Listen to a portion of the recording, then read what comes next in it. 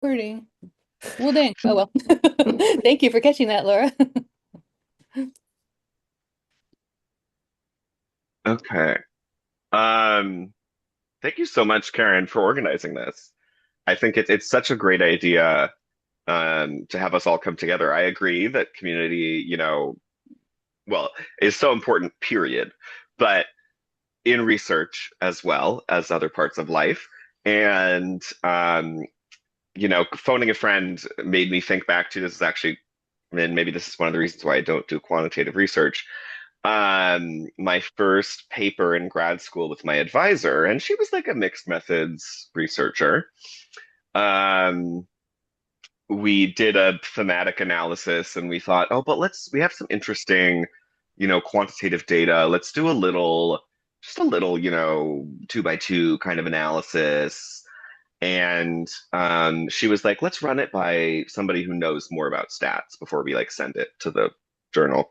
And so I texted my friend Naomi, who's a statistics genius, and she said, Patrick, you violated every assumption of this statistical model, like all of them.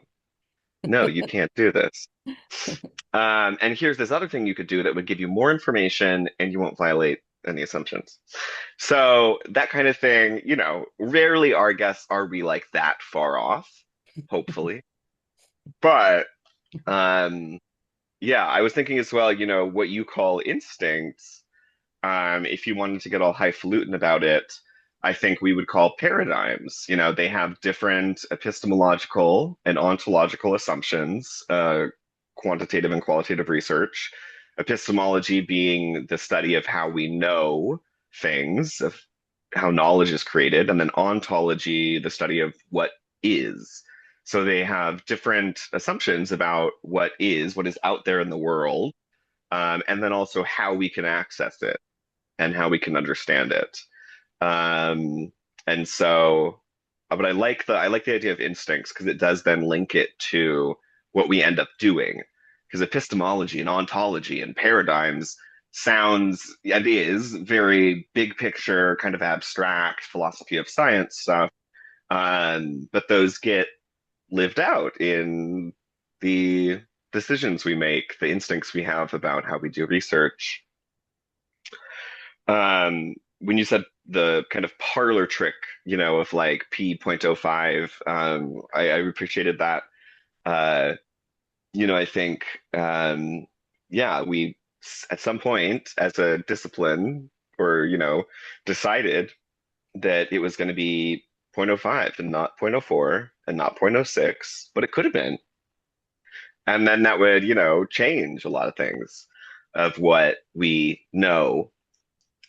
And it made me think, I think actually Johanna might have been talking about this in our lab recently, in feminist philosophy, the idea of the God trick, which is, this sort of meta idea of the parlor tricks that science with a capital S uses to establish its authority and, deciding kind of they're informed by things, but they're not completely arbitrary, but they're semi-arbitrary, like deciding 0.05 instead of 0.04, 0.06. And sometimes those things are important, like not to get political, but like in medicine, um, sometimes capital S science, I'm fine with it.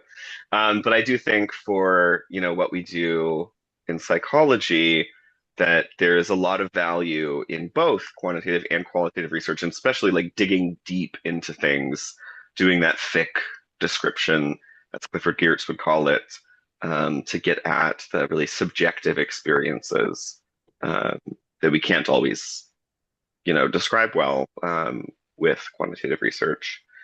Um, and that also made me think, um, to give a plug, if you haven't taken qualitative methods with me, which I know several of you have, I'm teaching it again this summer, next term.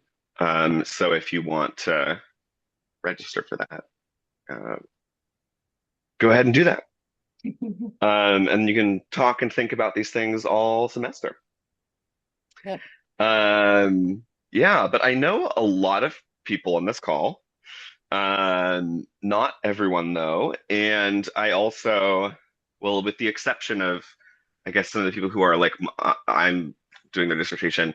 I don't know where you're at now. Like if I haven't seen you in a term or two or three. So yeah, I would love to hear where people's projects are at and what qualitative things we want to talk about. Yeah, why don't we go around the room? We'll just take volunteers and if you'd introduce yourself. And I don't know if it's hard to have someone encapsulate a qualitative dissertation in like 60 seconds. But whatever you'd like to say at this point. You don't have to stick to 60 seconds, obviously. I was raising my hand. I don't know. I should have done the raise hand function, but hi, Patrick. Good to see you. I'm one of those one, two, or three terms where I haven't seen you, and you're on my my committee.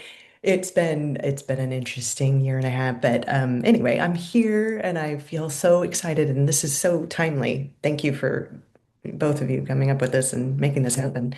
So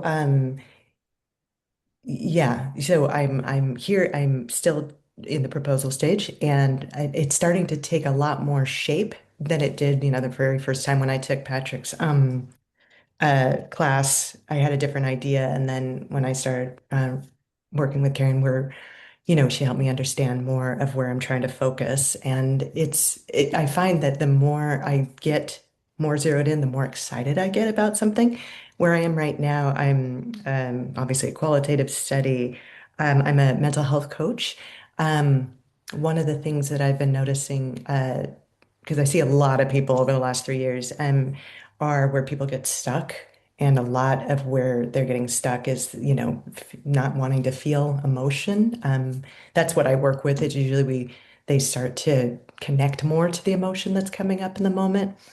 But so one of the things I was thinking is restorative narrative stood out to me. And it was started with journalism, and it's this idea that, when journalists would report on a story, if people were to read about how someone goes through something adverse or a traumatic event, that when we come back and we interview them, they get to share, their progression from doing really, having this event to where they are now. Even if they're not doing great, they're at least we're seeing the story unfold longer term. So that anyway, it started there, and then studies have been done, and now you're seeing more where you can do stuff with television, media, and or any kind of media.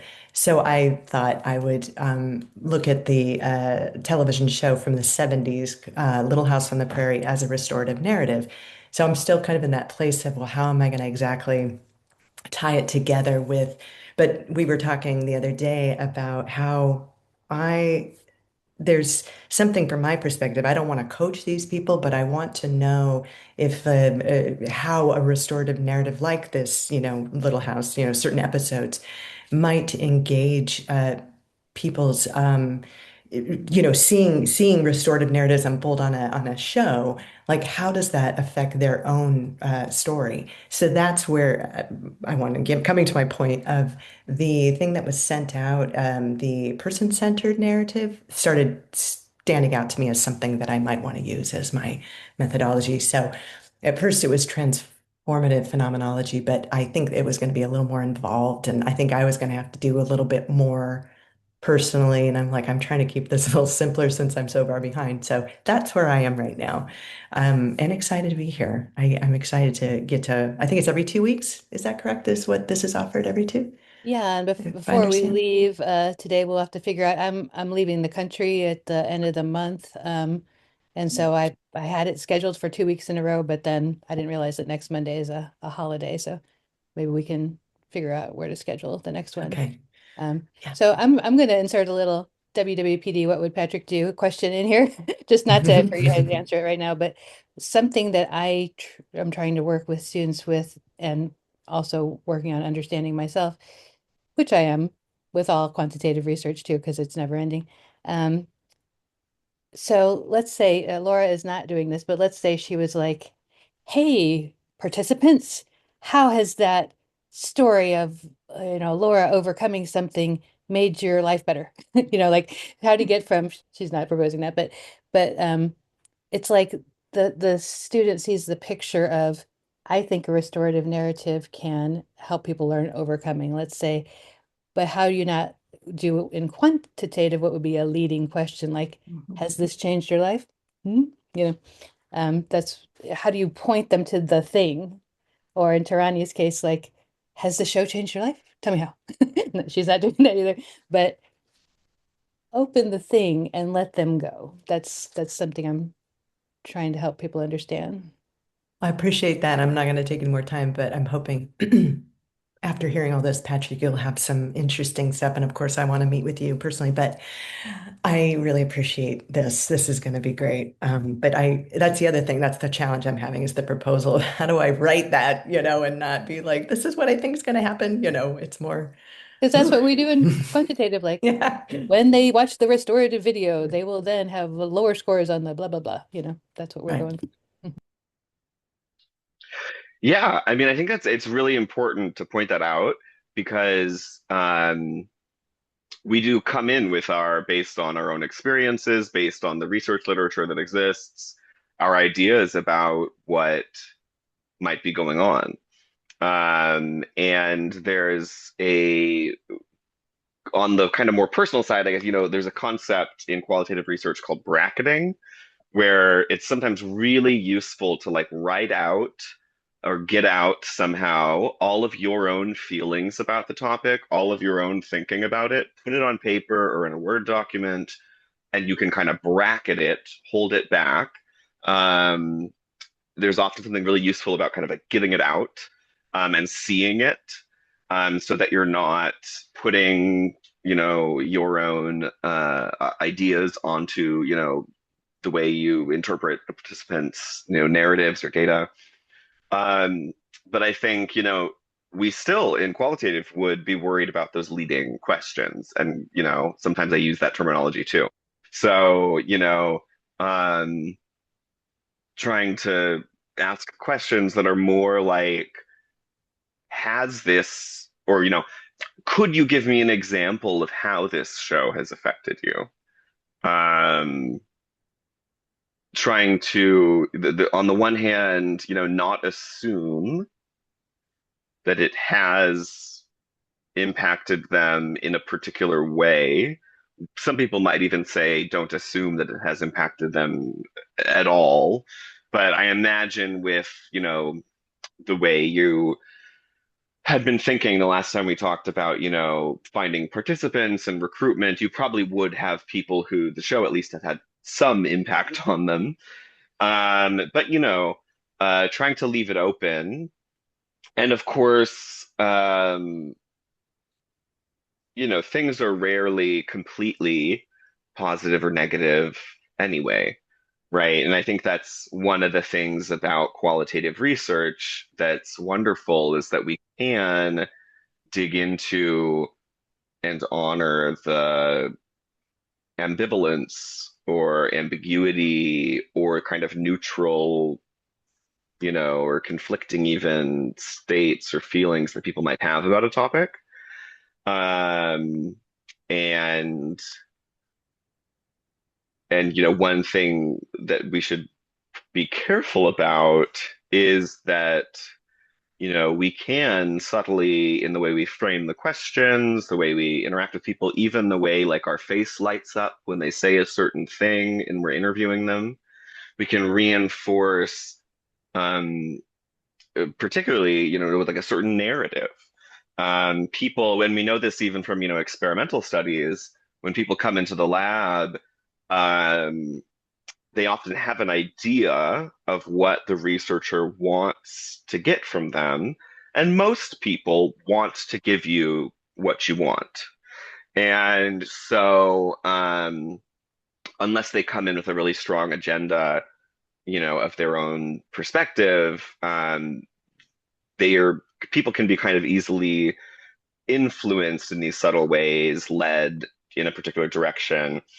Um, and I think narratives is since that's, your the method you might use is narrative, and it makes me think of the large cultural narratives that people often have.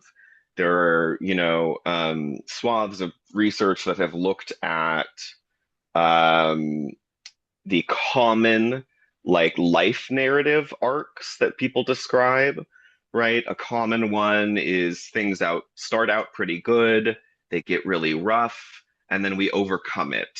And you see this in illness narratives, in other kinds of hardship narratives.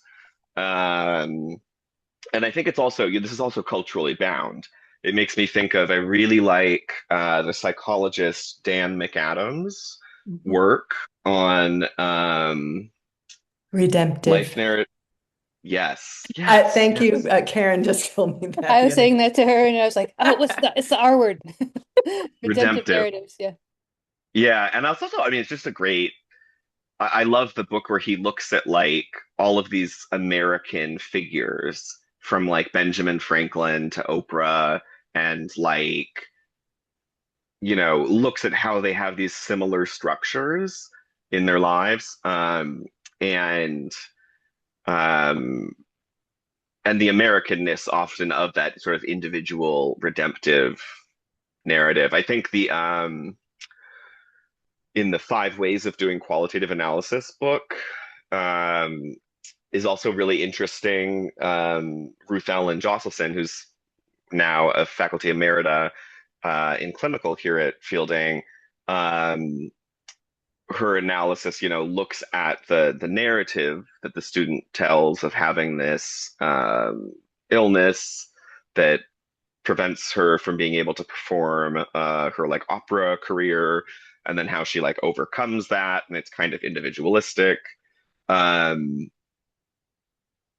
and where am I going with this? Yeah, I think, and that's also, and differently from say quantitative research, if your participants do end up telling you all of these narratives that kind of, they probably won't exactly be redemptive narratives, but about how, some narrative that's kind of similar about how the show helped them, that's also data. So even though we try to bracket and we try to, make sure that we're influencing that as little as possible, if you do get that pattern, that's maybe saying something about the culture they live in or the common experience of um, the way that, people relate to this show. And so it's a finding. Thank you so So much. I just have to say, I swear I'm gonna let y'all talk. I have to say that it's so important to me what you just said, Patrick, about that qualitative is going to let all the nuances of behavior come out. And it strikes me then from like a 30,000 foot view that quantitative, we're trying to push people into the poles. Like Mm. you have to predict like a correlation has to go when you're doing the SPSS and there's a one-tailed test or two-tailed test, that's just to say, does it go both ways or does it only go one way or the other way? It doesn't say, does it become nuanced and hang out there in a big cloud? And and then the cultural narrative will say like, we need to get better, we need to overcome, we need to Yeah, excel, all of those different things. But what we're doing here, I'm just going to join the we. What we're doing here is like let's take Little House. So maybe I feel this like catharsis or something when uh Pa's field gets attacked by a bunch of locusts and then he finally finds a way to like feed the family. That's like that's a good direction. I understand that. Do we want the family to eat? But then maybe I have all kinds of mixed feelings like maybe so I study nostalgia maybe I'm like I know it was hard back then but I just wish we could just walk to a one-room schoolhouse and just things were simple, we would play in the yard, we didn't have cell phones, whatever. um or I might think I couldn't do that in that situation. They're like these paragons of virtue, I would be doing all kinds of bad stuff.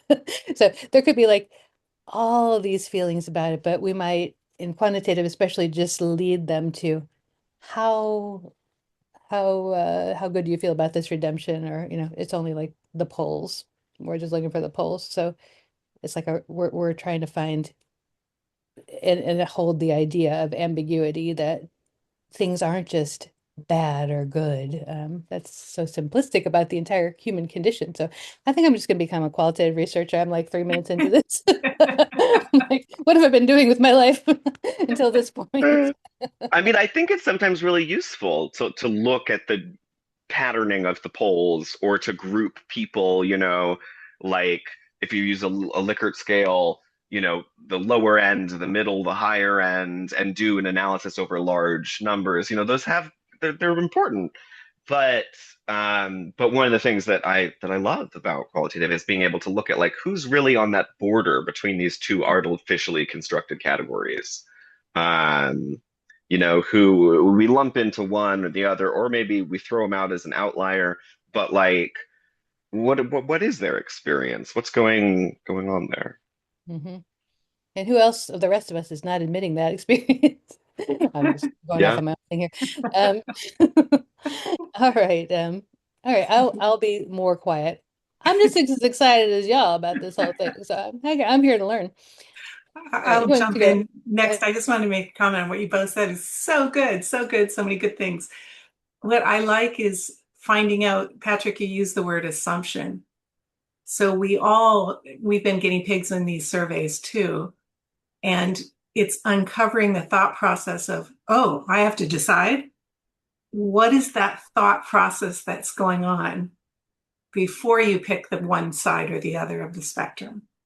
So that's the fun, is to find out what's in there. Um, Yeah, that makes me. I'll say one thing really quick. yeah. If you want to look it up later, there's a researcher, mixed methods Yeah. researcher at the University of Michigan, Sarah McClelland, who wrote a great, well, she edited I think it was a special issue of Qualitative Psychology on margins and marginalia.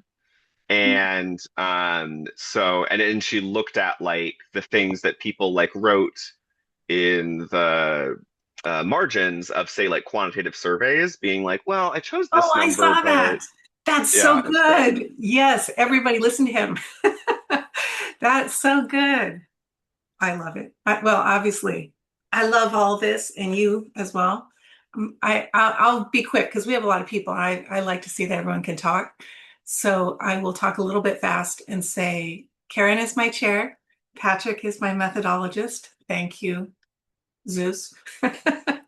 And I'm researching Oscar voters' personal experience of their movie treasures. And the idea is it's a population gap that most of psychology research, but especially with movie watching, is done on students. And so I'm curious, because Oscar voters see so many movies every year, constantly reevaluate them, discuss, it's revisited. Will they have from their filmmaking experience, because in order to be a voter, you have to be a filmmaker, will they have a language of rich description that is in any way different or enlightening from what we already have? It might not be, but I'm curious to find out. So I'm at the proposal stage. Laura, you'll get me twitching if we start talking about being behind. I'm in the midst of award season. We have daily screenings and events. I'm getting this much sleep, so it's the busiest time of the year. But I've also hit a wall as far as a lot of my approvals and my financial aid. So that's the stress, but it's a joyful process. I can't wait to start. So anyway, I'll turn it over to the next person. I'm excited to read your dissertation once it's done. I'm fascinated by the topic. So I'll jump in really quick. I am Patrick is my dissertation chair, happily, and I am working on a study of linguistic adaptation as a form of digital resistance. So basically, all of the ways we talk like idiots on TikTok and Twitter, we talk about schmushmortion and smegs and we got graped, not raped, etc. Like how we contort our language to be heard online and how that is impacting people emotionally and cognitively. So that's my dissertation focus. I've narrowed it to TikTok and Instagram Reels, and it is a content analysis mostly. So I'm at the write the dang dissertation stage. I've done my research. I've got my, everything I need. So it's mostly motivating myself at this point. I did take an extra, I would say, what is it, Patrick? Maybe 8 months just dealing with the changes in TikTok's algorithm, and trying to scrape the videos I needed that were publicly available and kind of fighting with that on the back end. But I did end up with 38,000 videos to choose from, and I am only narrowing it down to 1,000 for the content analysis, so I didn't drive myself crazy. But there was plenty of publicly available material to work with. So that's what I'm thinking about. And my dissertation research has surprised me more than once. For example, I was expecting people to be more emotionally resilient, having to work so hard to find community. And the opposite is what I found, that the harder they have to work to find their community, the more emotionally depressed and sad and angry and damaged that they feel. Also, I kind of have inserted a section in my dissertation about signifying because I'm realizing that there's so much that is stolen from Black creators online and Black people offline for code switching that other communities are using to their advantage with no credit. And I think that's important to talk about. So.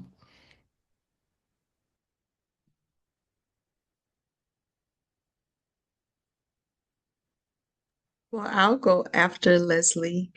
First of all, hearing 38,000, geesh, that's insane, but good luck with everybody.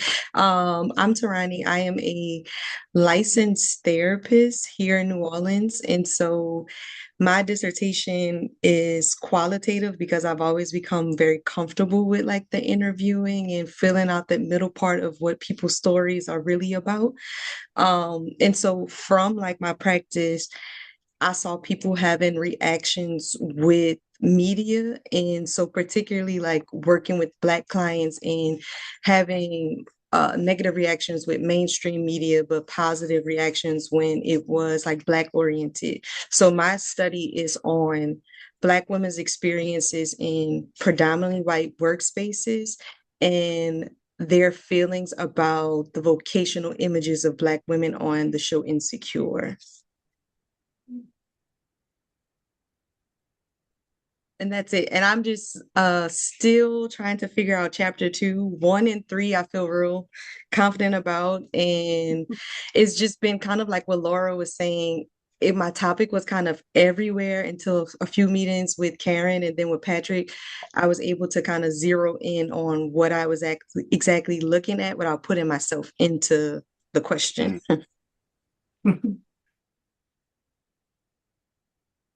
Chapter two is the meat of it. I relate. Yes. And it's annoying, but over the weekend I was able to get through a chunk of it, so hopefully I will be able to submit. I have a quick question, Patrick and Karen. Don't you think chapter two will be easier to revisit slash burn, revise after data collection? I'm wondering if there are My, some things that may not be needed or useful. so different people organize dissertations differently. What do you mean by Oh, chapter two? the lit review. So, Um, yes, no, maybe. okay. It depends. Okay. Uh, Well, real quick, a question. So, um, you know, in quantitative, we're attempting to explain the why. Why would I predict that, in writing the lit review? Um, in qualitative, as I understand, you're supposed to look at the data, maybe do some more searching, and then realize, oh, this theory might fit. Like you're not, I don't mean supposed to, like you have to, but you can restructure based on what you found or add additional theories. Yeah. Is that Yeah, that's kind of like if somebody says something, then I can say, oh, this seems to support X theory. Yeah, so I would say, I mean, theoretically, there's no reason to have to go back and revise the lit review after data collection or analysis. Hmm.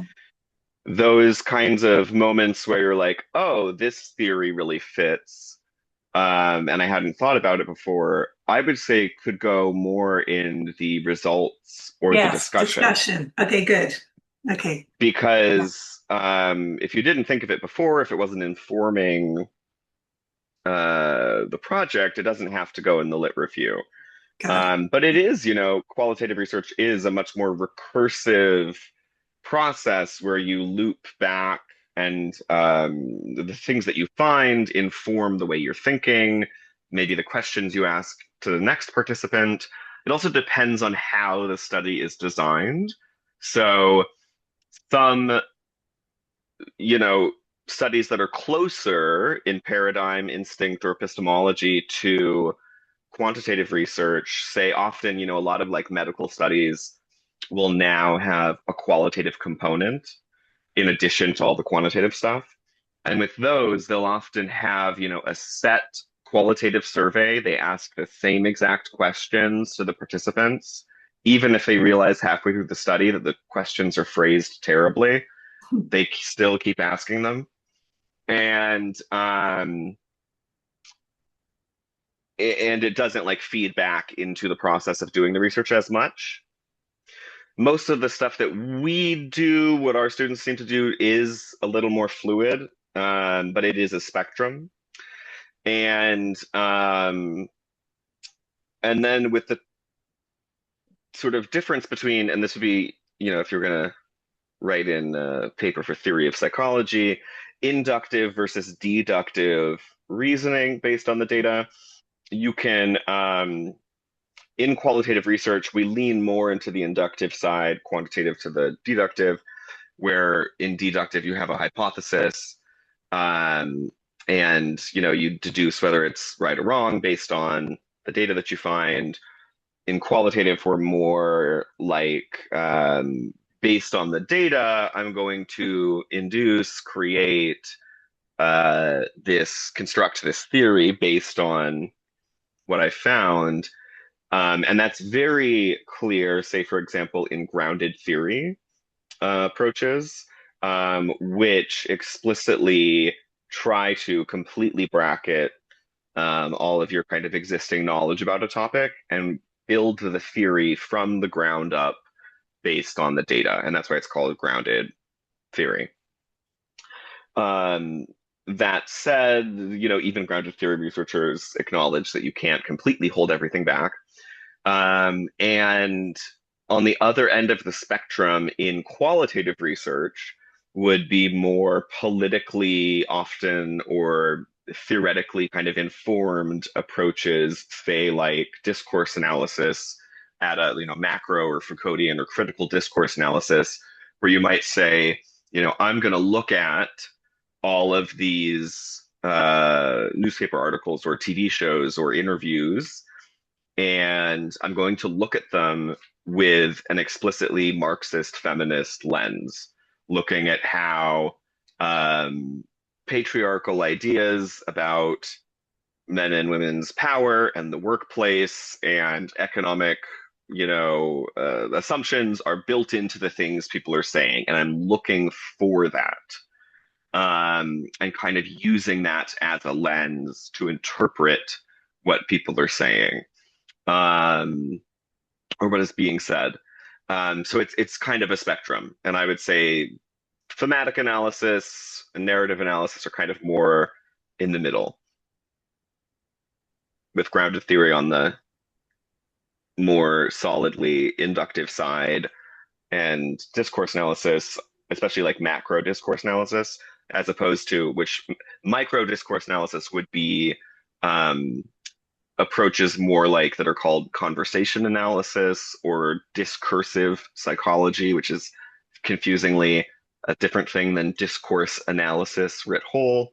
Um, and looks more at the kind of micro interactions between people. Like anyway, it's I think it's annoying, but because they like break down like how long I paused just then, and they'll like notate an and when speech is overlapping, it's getting more into linguistics, and I just it's not my thing.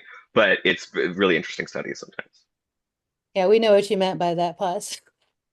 Um, no, but this is illuminating to me. So I've heard Brene Brown talk a lot. We probably most of us have, and so I believe she's a grounded theory researcher. That explains why she would say, like, I ask all these people like what courage is, and then I thought they were going to say this, and then they all said vulnerability. So now I got to go back to my intro and say that courage is really vulnerability. But that's a grounded theory approach. Whereas, like Angel, for instance, if she has like 10 participants and three of them say such and such, she doesn't have to go back into the intro and then rewrite it or something. She's, Right. because people are going to Well, say, I would say you theoretically could change the intro, but I wouldn't necessarily change the lit review. oh, Steve. Because so if in the intro, you want to say that you think courage really is vulnerability, and then and I'm going to tell you how I came to that, and then up next is the lit review, and then you go into the lit review and you're like, so here's all the stuff that I read, what the literature said about courage, what I expected to find, and then surprise, you know, um, Uh, maybe the intro revised, but maybe not the lit review. So I guess we'll see. I, I see. I just want to ask one important question today. In the lit review, how much do we need to say nowadays about qualitative epistemology, ontology, constructionist? Do I need to explain all that again? Um, I feel like I in guess the it's beginning days, it was like defensive almost to explain yes. how qualitative is different. And everything Karen said about how the aims, the approach is different. Um, but I also know that Fielding wants shorter dissertations. So if I can succinctly say it in a sentence or two, maybe, or do I need to at all? I would say it partially depends who your committee is, You right? So me and and Karen Karen in your case, and Mary Beth uh, Oliver, who's quantitative, so and you the might want to have a little theorist that bit. creates models. So maybe a little bit. But you could it could be depending on how you use those ideas, they could be more in the lit review if it's about well, because in the lit review you want to look about, like how has this thing been studied in the past? And the relative concepts, and then relevant, not relative, and then how that at the end of the lit review kind of linking into your methods. And this is these ideas about like epistemology are kind of in a way kind of on the border between methods lit review because they're methodological choices you're making, but you're making those choices because of what you know from the literature.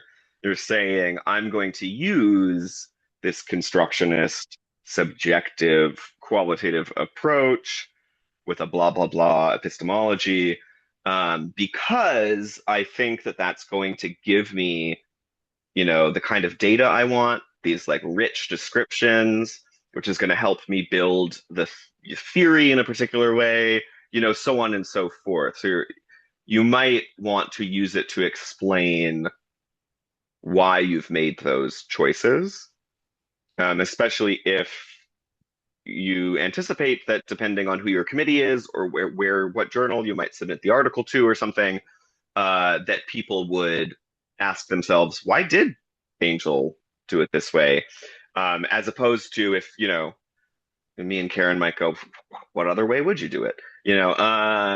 But yeah, so it kind of depends. Okay.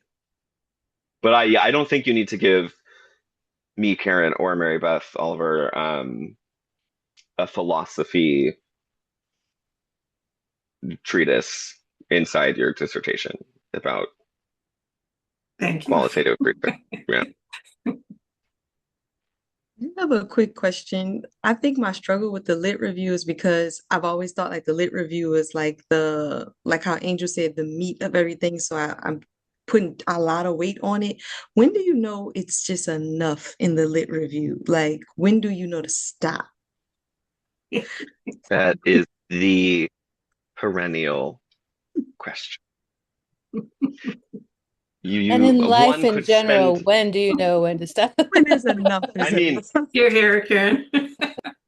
painters have the same problem. Well, I mean, like art painters, maybe not house painters, Yes. but like, like they're like, when do you stop? When is it perfect enough? And it's a really hard question.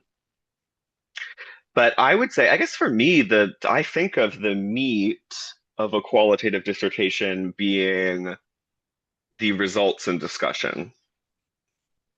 Yeah. Um,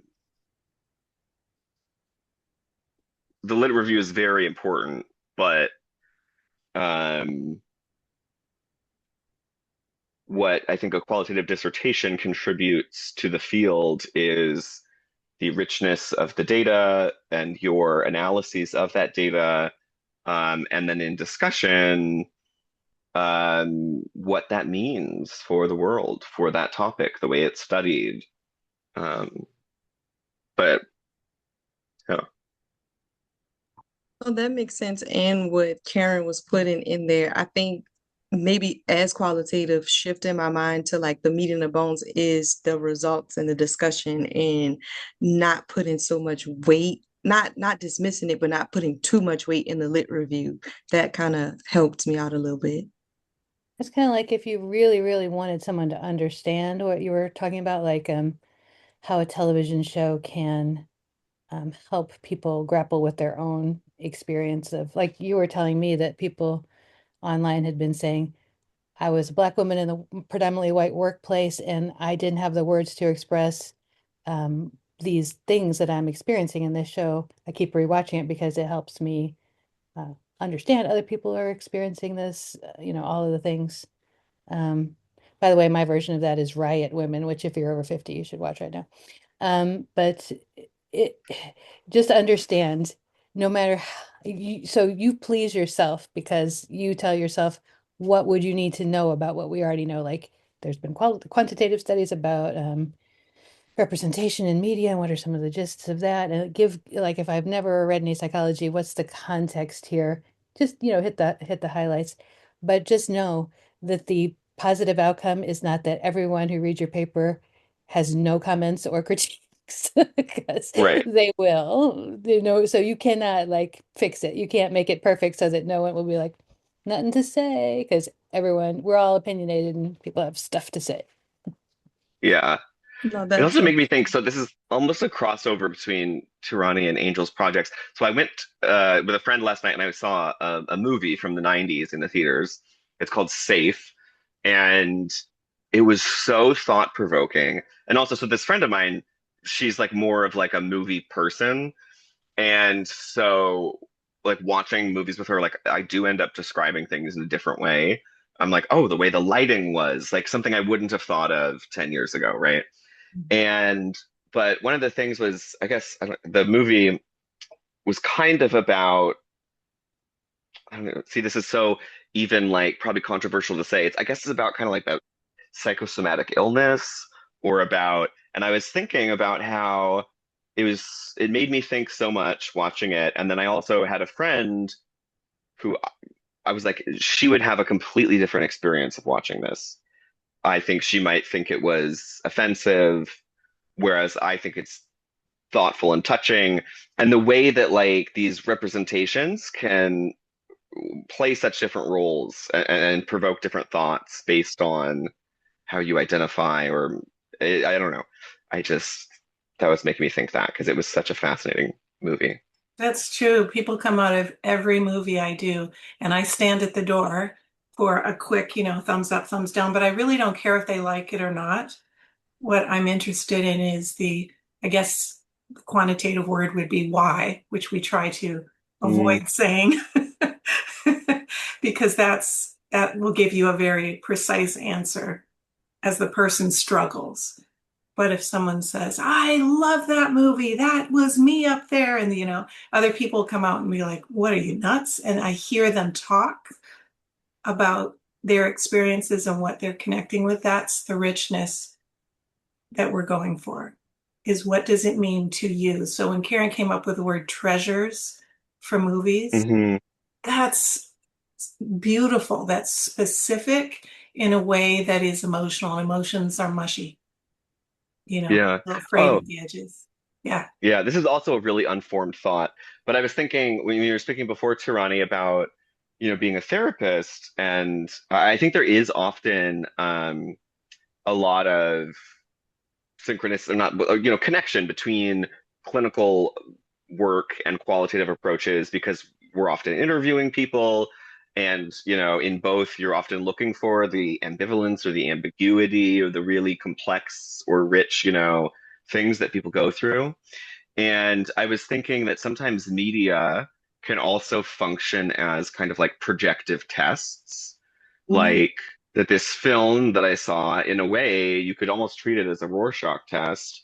And it doesn't mean that anyone's reaction to it is right or wrong, but it was a stimulus, and I had a particular response to it. Someone else, there were other people in the theater who thought it was a really funny movie, and and there were funny moments, but I mean, and there was a person in front of me fell asleep, and you could just Mhm. say different things, that I think says more about the person than the media than it says about the movie or whatever media source it is. um but it can be this way to elicit a reaction that may have a lot of meaning to dig into. Oh, Yeah, yeah, and that's because, oh, why I'm we're not sorry. looking for everyone to say the same thing because they wouldn't, Right. because it's about them, not about the thing. Yeah, and then like on like it's insecure Reddit community. Like what I found from just like strolling through the Reddit community is that people will watch it like when it first came out when they were younger, and now that they're closer to like their 30s or something, they're having like a total different experience with the characters. They're like, I was Team Issa at this time, now I'm this. Like you could just see just from the users themselves how now their life roles have shifted and how they're interacting with the media, like you're saying, is totally different now. Yeah, and there's some literature about that, about developmental stages and other things with the way we process media. So that could go in your discussion of. But I will say, if we shift from the movie to your work, I think it's a something I've been learning across my career. There are things that are sort of factual. Like if you look at APA jars, it'll say you need to tell this and this and this about, what to put in your dissertation. So, to the extent that there is a right or wrong, that's right or wrong. Like, hey, it says it, do it. But over time, it serves you so well if whatever type of research you're doing, if you are pleasing yourself, like if you know why you did that and what the explanation means, and based on your reading and work, this is right to you. It's like that old song, you can't please everyone, so you've got to please yourself. I think that helps me so much in my career. Like, if I think I have something to say and it is of value to someone, I can be good enough with that, no matter if reviewer B is like, this is crap. So I don't know how to invite you to cultivate that, but I'm going to invite you to cultivate that. Like, if you understand the value of what you're doing and you have looked at the APA manual and blah blah blah, and you have, done this, that's the thing. Because you will be shot down. Like my mentor is like one of the most successful social psychologists in history. Let me tell you, he's shot down constantly.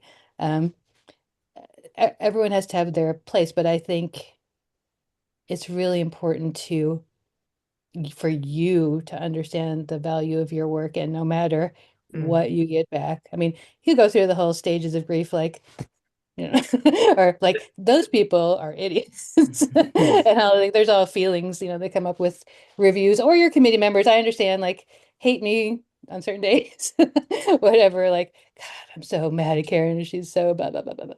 I mean, I think that's a classic, like, at some point, if you're not really mad at your advisor, something's wrong. So Yeah, I mean, I'm still mad at reviewer two from 10 years ago. Like, yeah. I But, also I, so on an early paper with my advisor, we got, reviewer number two said, like, why didn't you use social identity theory? You should redo like your entire study using social identity theory. And she was like, and I was like, oh my God, like, what do we do? And she was like, we write a couple paragraphs or paragraphs saying why we're not going to do that. And we, you know, don't just say because we don't want to, but like because, we give some, reasons and make an argument and build that kind of, there's a paper that Ruth Ellen Josselson wrote um, about interpretive authority. And I think, that's something that we can, as qualitative researchers, build this inner authority as we do this work, realizing like this is not the interpretation that everyone would have come to. This is not the way everyone would have done this study, but it's the way I did it. And I can be perhaps clear about why I made the decisions I made. And, as qualitative researchers, we acknowledge that no matter how much we bracket, we still, our subjectivity plays a role in the way we form interpretations and analyses. And the more aware we are of that, I think the more solidly we can stand in our interpretations and say, this is what I saw in the data. It's not what you would have seen, but it's what I saw. think I had a real quick question about that lit review, and I know we have to, I think it's only an hour today, but the lit review being this, if I recall, like a funnel to help support what Mm. you're getting to as far as the question and what the purpose of the study is, kind of thing. Is that correct? And if that's true, then to your question, Tarani, that if you do that, then you will have what you need, kind of thing. If there's like going into the committee meeting, if anyone's confused, obviously it's like, hey, we're going to need a little more of that, what you're saying here to support. But anyway, I'm just thinking aloud. But is that true about the kind of funneling to the why it all leads to what's driving this study or at least research question? well, one way I like to think about it is it's the scholarly conversation that's been going around around your topic. And there's no perfect mold that what is around your topic. But like I was saying to Tarani, there is literature on representation of Black women in media, and just telling us the story of what people have found. Like, what are some key findings of this area? Like, let's say you're a psychologist, but you haven't read in that area at all. Catch me up to speed on the conversation that's been going on. And also that kind of says what has already been done, the way it's been done, and then it situates what you're doing in that conversation. I think that's a really good way to put it. Thanks. I'm sorry, if you had to go at one, we're recording this, but I can stay, and others who haven't spoken yet, if you would like to, happy to continue. Yeah, I'd like to share kind of what I'm thinking. I'm a year into fielding, so fourth semester, start of it. Um, I identify more as an activist, I'd say, than an academic. I'm also a therapist. That's my day job. Um, So I'm pretty intentional, like the whole reason I want to get a dissertation is to gain credibility for essentially an intervention. I kind of view the problems of the world as being ones that we can't solve without collective action. So I'm really into collective action. I want to essentially just start a cooperative design entity, and I want my dissertation to be like the basis of that. So it's kind of like a professional move. Um, Dissertation could be like case studies of different cooperatives that form, and I'm kind of mixing feminist ethics of care into the cooperative development. So kind of being like in today's society, people don't have the interpersonal skills to be cooperative. So how do we form cooperatives if we don't have that? So it's kind of like therapy and cooperative development combined. Um, I was thinking I'd do critical participatory action research or feminist or whatever on par, but I'm leaning towards auto theory now, especially because I'm already doing so much of the work just in my day-to-day life, and things are just falling apart and then coming back together, and it's like very dramatic and stressful. Um, but technically, I'm already living like the projects, so that's kind of where I'm at. But I'm definitely like decidedly like I do have opinions, so I am reflexive as a researcher. Like I know that, I'm a feminist and whatnot, and I think the world needs a change. So that's like a huge piece of it and why I'm attracted to qualitative methods. Yeah, it does need to change.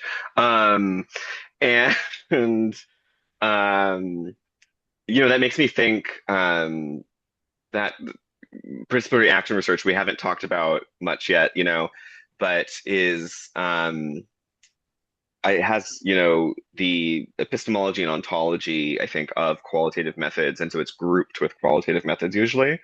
Um, but in some ways, it is methodologically kind of agnostic in terms of the like things you do, the data you collect.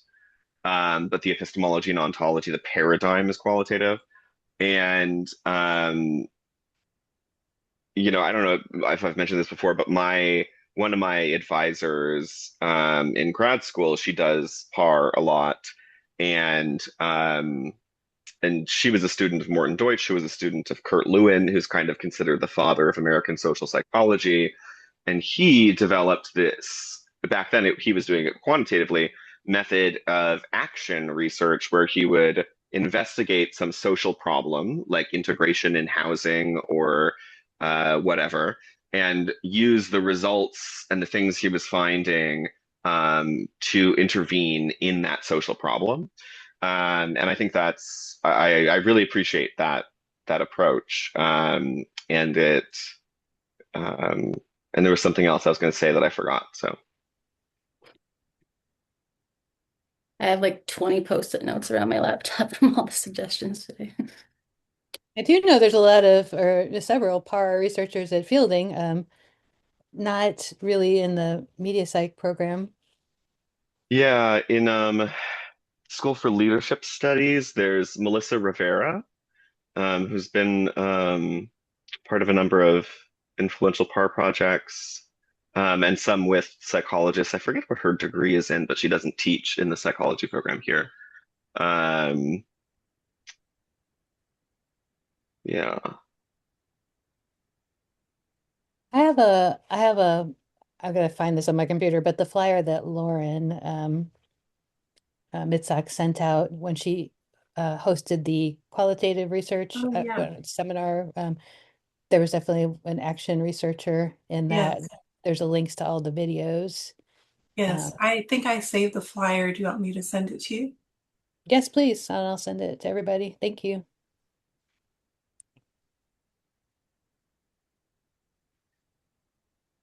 Yeah, I just Yeah. have a Oh, quick, oh, I'm sorry. I just have a quick question. I know you were talking about the developmental stages. Like, is there a particular theorist I should look into? Because I'm really not familiar with that. Um, I can send you some materials on that. I'll look some Okay. stuff up, but just basically that it has been discussed in the literature that you know, your interactions with a piece of media may, like you say, you may shift perspective as you are in different developmental stages, or things happen in your life. You change your psychological perspective, you learn things, Mhm. all kinds of things are changing. And so that'll change, like you say, your read on a certain text. I always Mhm. cite the very important instance of me taking my teenagers to see Percy Jackson and the Lightning Thief or something. And I was just like, dear God, if I was 14, I would love it. It is awful. But they're made for people at a certain developmental stage. And you know, Yeah. but yeah, Percy Jackson aside, it's like when you're a parent and you come back to something, you're like, oh, now I identify with the parent in that, and I can see their perspective. Whereas when I saw it as a kid, I saw the kid's perspective. So yeah, I can look up some stuff for you. Okay, thank you. You're welcome. Let's see, Mindy and Jean, would either of you like to chime in? Yeah, sure. So I'm in the data collection stage of my dissertation. So there's two parts of data. My dissertation is mainly about looking into viewers of YouTube videos, specifically Asian American, and like a lot of those funny stereotype videos. But as an in group, how does other Asian American view those funny videos? Do they actually help strengthen their social identity? So yeah, my theory is mainly based on social identity theory. Is it help us confirm our position in the American society because we can laugh at how others might see as stereotypes, or does it actually have more negative emotional triggers when we watch those videos? So part one of my study is really about just going through the comments posted for those videos, and I'm using communal communalistic. It's basically automatic analysis, and we're looking at sentiments and as well as topic, just trying to identify key themes from 10,000 comments or 15,000 comments. So the automatic tools are extremely powerful in that. But the second part is definitely semi-structured interviews, because as we've already been talking about in the last hours, it's those conversations that can really dig much, much deeper than a positive, negative, neutral sentiment can tell you. So I'm really looking forward to start recruiting for my interviews. So that's kind of what I have laid out for this month, is getting those actions started. But echoing many of the discussion earlier when I was pulling proposal together, my committee, which is Patrick and Karen, they really helped guide me a lot, because my initial runs, um, I feel like I'm putting it in my thoughts. This is why I want to do it. But when it's someone else reviewing and looking at it, there's so many holes. It was incoherent. And it was because someone else pointed out for me. Thank you, Karen. That's when I realized, oh, yeah, it makes sense in my head. I read it 50 times. It has no problem because it was my own words. But now that you pointed out, for someone who's not in my head, how would they understand what I'm trying to do? I do have to talk about it. I think when do like where are the weak point of our lit review or our theory or our methods? It really helps having someone else reading it and putting a critical eyes on that, because we become so close to our work. Yeah, so those months was brutal, but I think it really helped me find out what is the direction. It kind of cleaned out a lot of weeds on my path. Well, So thank thank you you. for being gracious. And it is like I often I'm sitting here at home thinking they thought I was so nice. They didn't know what a bitch I but I'm not, because it's like I am trying to make you stronger. I'm not trying to hurt anybody. Um, so bless you for accepting that. Like, and I'm the recipient of all of that too, because I do something, I put so much work into it, and then someone tears it apart, and then I'm like, you go through the stages like, I hate them, they're dumb, and I don't want to be a psychologist anymore. And then all the things. But then in the end, almost always, in the end, I'm truly grateful to them. We have a joke in the lab, me and Perry and Josh, that our editor at one of these journals turned our paper about Jim and Pam into a diamond. That thing has been polished, it has been deepened, it has been transformed like squeezing gold into a diamond because she pushed us so hard. So um it's a side note, hard thing as a professor because I am actually nice and kind, but I also have like these stickler things in my head about research, and I'm trying to prevent you from hearing them from somebody in the world so you can get your paper published. So um that is that um tough love situation where I don't want you to be vulnerable in the world. So I'm going to try to tell you the truth because it'd be a lot easier for me to be like, it's all good. I'm going to go on and watch a soap opera now.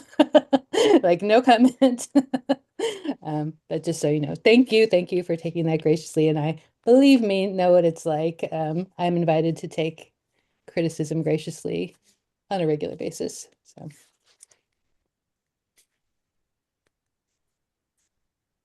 Okay, I'll finish up. So my dissertation's a little bit more fun. I'm talking about items that we might have or create or collect sort of as fans of narratives, whether they're movies or books or shows or whatever the case is. But I want to push it a little bit more to talk about how they trigger us in what's called reflective nostalgia, which is sort of putting us back into the narrative, but in the present day.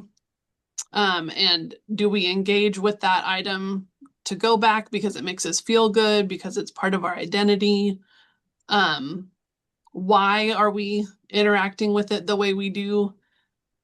But also, sort of what it does in the bigger picture is gives meaning to those things that we collect. It's not just consumerism and materialism, which, most people who are outside of it would say that, but it is part of our identity, and it's important.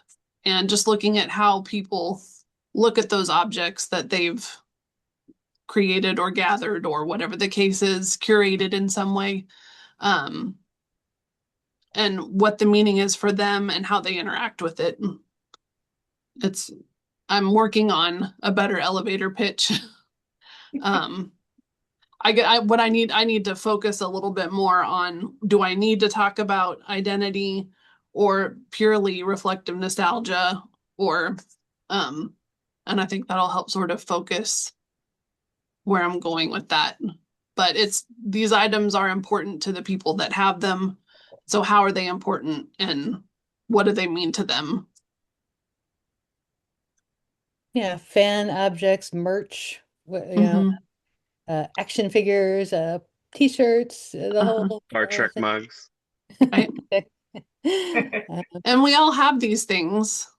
I mean, we're especially in media, we're interested in these kinds of things, but as a part of our identity, it's not always just a cutesy keychain. But, if I hold my little Thor keychain, I can pound on the DMV person because I really am Thor right now, darn it, or whatever the case is. So that's what I'm trying to figure out.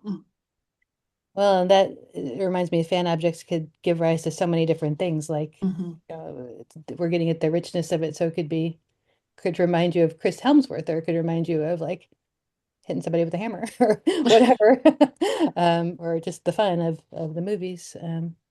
Patrick, is Patrick your Yes. so yeah, do you have a view, Patrick, about so a fan object could be linked to identity in any sense, like, okay, so I'm a Marvel fan, that could be an identity. Hmm. And so I like to associate with other Marvel fans. I like to go to Comic-Con, it could be lots of things. Does that mean you start with identity in the intro? Is the primary question, tell me anything about these objects. Just tell. And I'm going to start there. I guess I'm thinking in my own head, it could be either. Like she could say, I'm only going to go into identity, or I'm primarily going to go into identity. Or it could be, let's open it up wide, and they may walk down the identity road or not. Yeah. My impulse would be to open it wide and see where people go, unless you, as in Mindy, have like a particular interest in identity, or anyone else has a particular interest in some particular, construct. If that seems to you like it's going to be really important, if it's something you expect to find, and then I would say, yeah, have a bigger, have some focus on that in the lit review. Um, and in some questions that I think, other people have brought, like identity was a core aspect of the question, right? I think Jean and Tirani's projects definitely, right? Um, but if it's not central to you and the way you're constructing the question, then I think you can leave it open wider. And though you might want to have a little bit in the lit review that, Right. fandom and these objects could relate to identity in this way, blah, blah. But I mean, my instinct is how does it trigger reflective nostalgia? But to make it important to position it in the literature, I feel like I have to add some identity to it. Most of the research that's been done so far is just on, yes, these things exist and people collect them because they're fans, but not on why it's really meaningful or what do these items do to you when you interact with them. It's not just about collecting to say that you have them or to illustrate yourself as a fan or whatever. It's some of these things are super meaningful, and they also can they're like active tools basically, like yeah, I think that's really interesting to me because I wouldn't have necessarily thought of it that way. And I really like the example of the Thor keychain and DMV hitting the Mhm. person over the head. And it made me think about this, the Star Trek mug and like, what is it? Not even so much what does it do to me, but like, what do I do with it? right. Like I'm sitting at my desk and I have this mug that looks like it's a normal corporate mug that says Daystrom Institute, but that's their Starfleet's, advanced research. So it makes me feel like as a researcher, like I'm even cooler or Right. something, or like my job is even more important.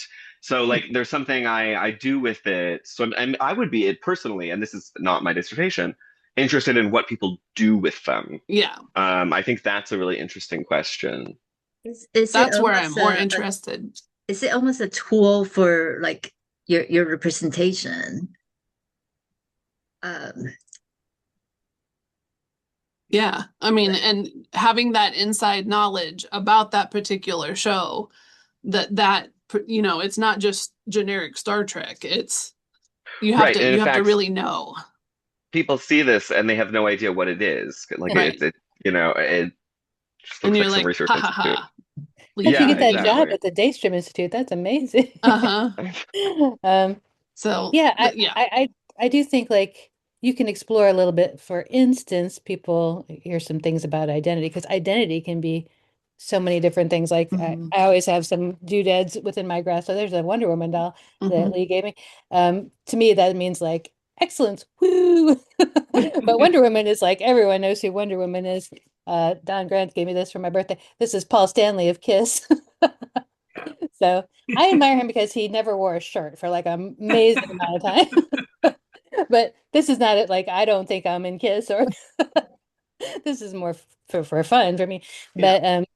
But I seriously I think that you to me drawing a big old net and then seeing how deep you can go with different people, um because these cultural objects, they're like they could have so many different meanings. Or like Patrick was saying, like some people were like, that's offensive. She's wearing like no clothes here. And so is he, but Right. what's that say about me? But I'm also thinking this is, I mean, I don't want to make it too broad, But in the lit review, you might want to consider even some literatures slightly outside of fandom and slightly outside of psychology about the role of important objects. So I'm thinking, there's something because I was thinking about like the Thor thing or the my mug or Wonder Woman. There's almost also sometimes like a magical quality to Hmm. them, which then started making me think about religious objects, and Hmm. then made me think, there's an anthropology, there's literature on not sexual fetishes, but on fetish objects, which is like object imbued with a special power. It's nothing Hmm. to do with sex, and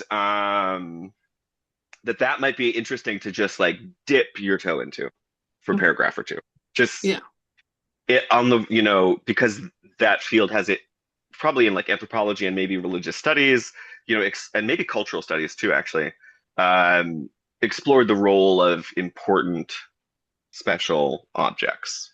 Okay. Um, and I think that I don't know, but I'm also a very, interdisciplinary oriented kind of person, and Mhm. and I'm not your chair, and I don't want it to get too large. But just I think as some like scholarly context, I think it does also, if worried about importance, it actually places it in this larger continuum, and maybe also says, we haven't looked at this quite as much in psychology, yet, in Freud's office, he had all of these like religious African masks and statues and things.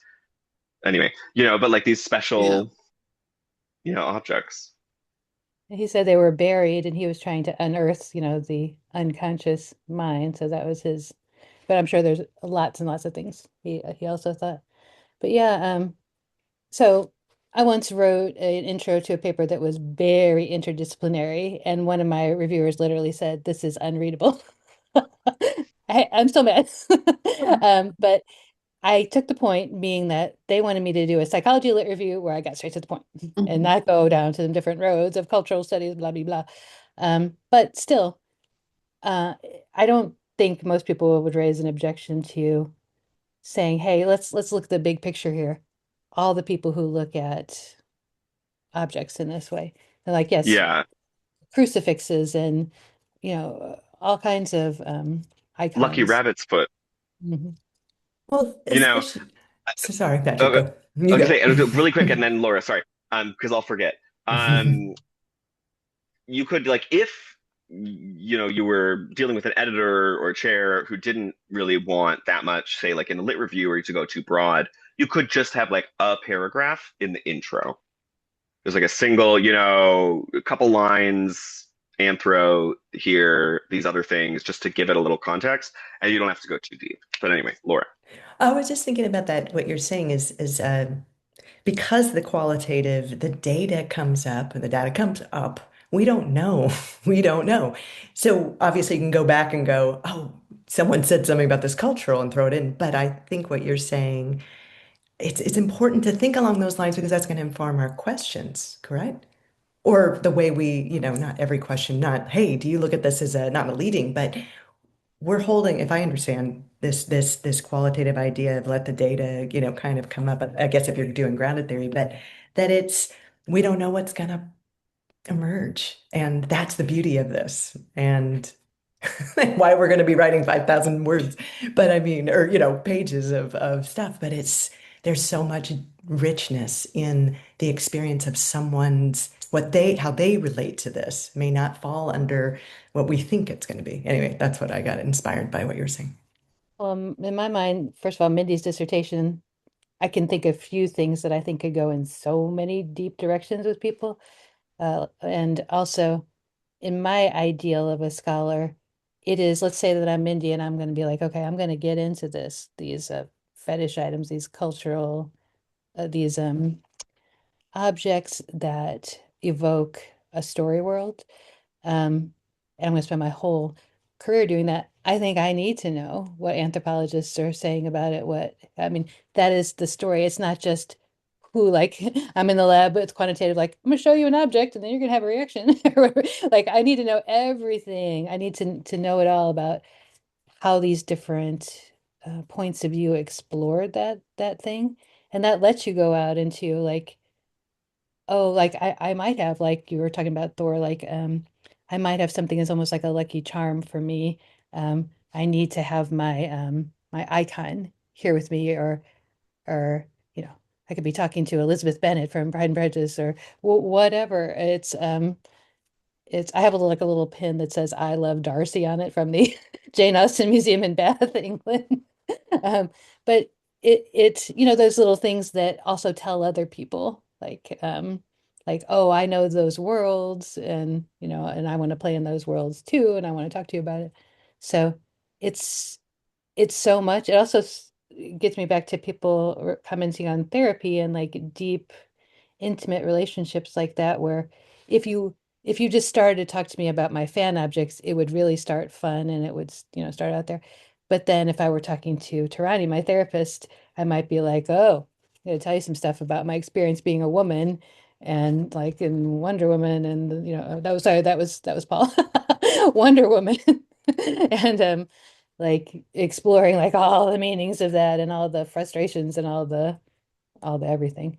So yeah, it's to start out with somebody. This is an interesting thing about qualitative. I'm sure I've not really thought about till now. You start a conversation, maybe you spend 90 minutes with someone, but it seems like you would want to then, can you ever get to the point where they really trust you, and that they would tell you all the stuff about it? This is an epiphany, a new thought for Karen. Like, what if you really want to get way into it? Is there a way to do qualitative that way? Like deeper with different people? Well, yeah, yeah. So another thing before I forget, because I always have ideas and then I'm gonna forget them. Another thing I thought of was family heirlooms and like special like photos or things like that. Because I sometimes almost feel like, I was trying to think of like what I have around me. There's like a photo of my grandmother that I'm like, oh, that's kind of like a magical object or special thing. Anyway, I'm her fan. Um, it was making me think a lot of about what you're saying about Ruth Ellen's academic kind of journey.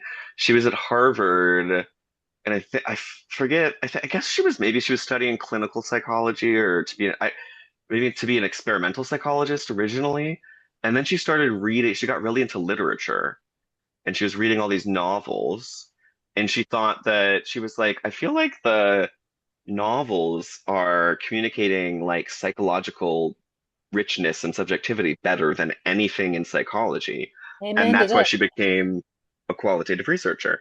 And Mm. she has had, I don't know if she's done now or if it's still ongoing, but a like career long research project that's she every, I don't know what the number is, every 5 years, 10 years, interviews for like 2, 3, 4 hours at a time, the same women, individually. And it's sort of like a life study across their lives and her life. And she's written about it, and really interesting. Yeah. Yeah. No, Yeah. How do I find funding for that? yeah. I only have so much financial aid.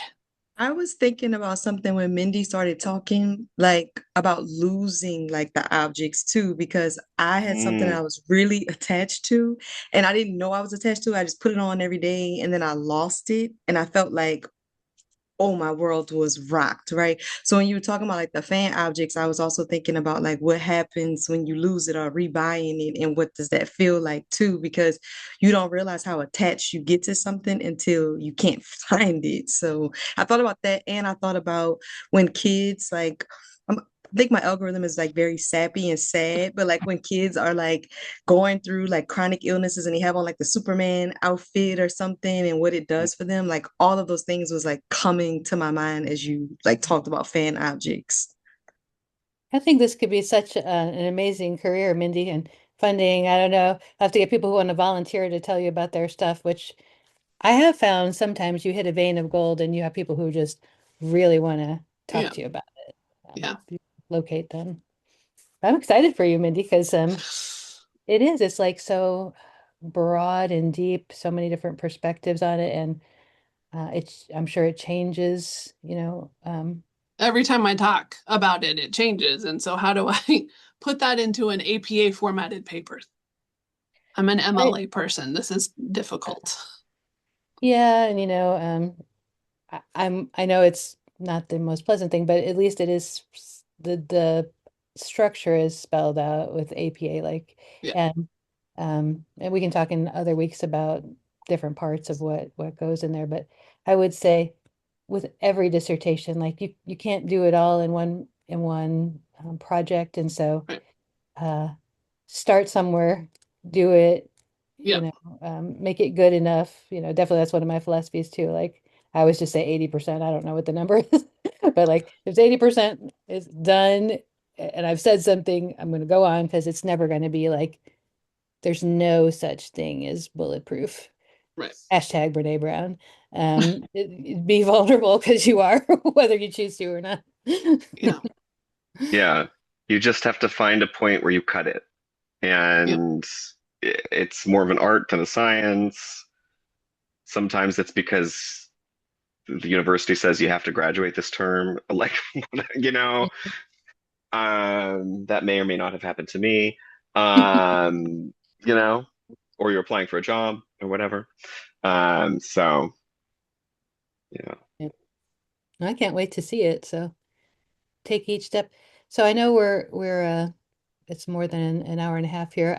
I feel like there's such energy here to talk about this. I am so grateful to you, Patrick, for showing up here and being our rock in this thing because you are an amazing scholar, and we're so fortunate to have you here.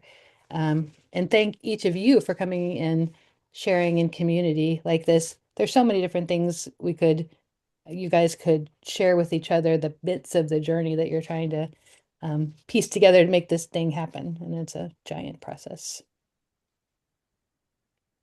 So next Monday is a holiday, and then after that, the next week I'll be out of town. Thoughts about when to schedule a next one? I'm not sure about that, but I just wanted to tell everybody like thank you because this helped me feel less isolated and less alone. And like I felt like in dissertation struggle mode, but this kind of reinvigorated me to go back into everything. So thank both of y'all for this and thank all of y'all for sharing y'all journeys. Ooh, that made my spine tingle. Yeah. Love that. I've loved this conversation. It's been so great, and I look forward to next sessions. Yeah. So were you saying, Karen, like you'd be out of town the 23rd? Yeah, Or February 23rd through March 5th, I'll be out of town. okay. Of course, you can meet without me. I can do a quick one before I leave town next week. So whatever. The next, after the 5th, after you're back, the next Monday is March 9th. And I'm interested in that because it's before the Oscars. We get a few days lull. So chances are better for me to show up. Just know that if you don't see me, I'm working.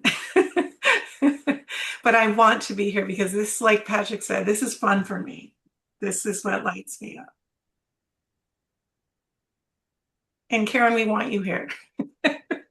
Oh, Too, both of you. okay. Yeah, I'll let someone else drive the conversation since I'm going out of town. What do you think, Patrick? Yeah, I don't know. I staring at my calendar. I don't know. Um, I think I could do the 19th if since the 16th is President's Day. Of February That or yeah. okay, let's see. Or I could do you said I think like the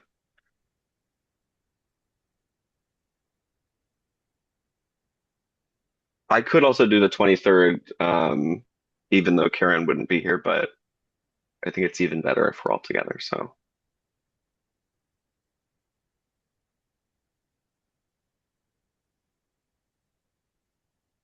Yeah, I can't do the 23rd. That's the day of the SAG Awards, Okay. or at least something going on with it. I have a flag. So if it were on the 19th, what time is good for you, Patrick? Um, like around 12 Eastern, 1 Eastern. I can do 12, but not 1. Okay. All right, you want to say February 19th at 12 Eastern, 9 Pacific? So the same time as your office hour, Karen, Wait a right? minute. Wait a minute. My office hour is 3 Eastern. That's right. No, wait, I'm all confused. 3 Eastern, so it would be 3 my time. We're talking 12 my time. Um, Oh, okay, so so 9 our 9. time. Yeah.